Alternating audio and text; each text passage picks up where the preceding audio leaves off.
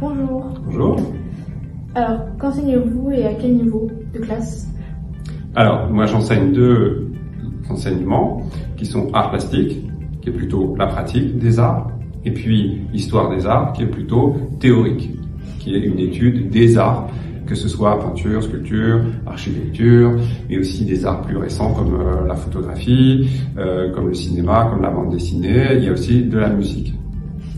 Selon vous, qu'est-ce qui intéresse les élèves dans votre matière? Alors, moi je dirais en art plastique, très clairement, c'est d'avoir du temps, de l'espace, des conseils, du matériel pour développer sa créativité. Ça, j'ai très forte envie de mes élèves de ce côté-là. Et en histoire des arts, c'est un approfondissement de sa culture, mieux comprendre les images, les œuvres qui nous entourent. En histoire des arts, on fait pas mal de sorties, on fait des voyages. Donc, tout ça, ça crée une dynamique qui donne aux élèves envie de suivre cet enseignement. Qu'appréciez-vous dans le lycée en une phrase?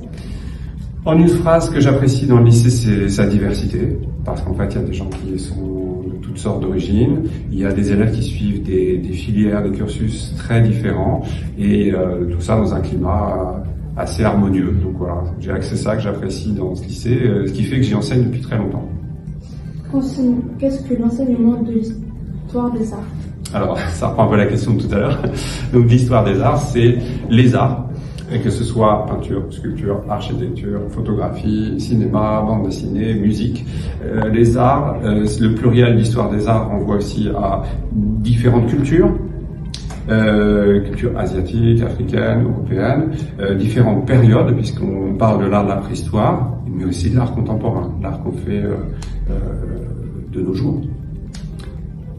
À quoi servent les études de l'art dans la vie ou sa vie professionnelle? Dans la vie professionnelle. Je dirais qu'il y a deux cas de figure.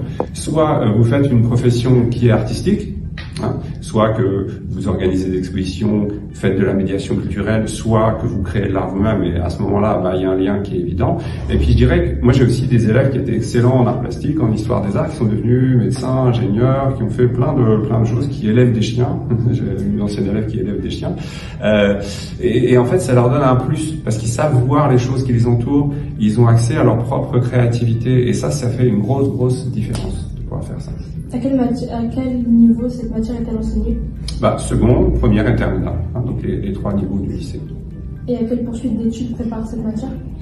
Comme je disais tout à l'heure, c'est soit des études type école du Louvre, école du patrimoine, l'histoire de l'art à l'université, ou des études de lettres, pas mal d'élèves qui sont en prépa de lettres, ou alors des études type école d'art, école de design, école d'architecture, ce type d'études.